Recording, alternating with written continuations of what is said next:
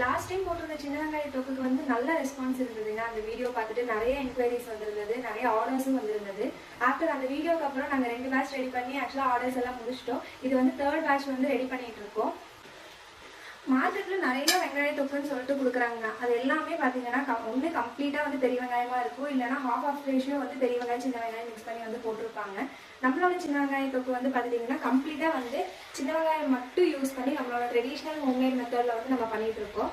சின்ன வெங்காயத்தில் வந்து இவ்வளோ மெடிக்கல் பெனிஃபிட்ஸ் இருக்குதா அப்படின்ட்டு யோசிக்கிற அளவுக்கு இதில் வந்து சத்துக்கள் இருக்குங்க.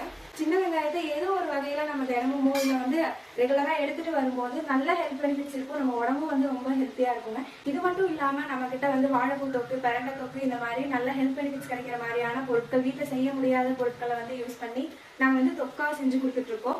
அடுத்தடுத்த வீடியோஸில் வந்து நாங்கள் அதை அப்லோட் பண்ணுவோம். அதை நீங்கள் தெரிஞ்சுக்கணும்னா நம்ம இன்ஸ்டா பேஜை ஃபாலோ பண்ணிவிட்டு வெயிட் பண்ணுங்கள்.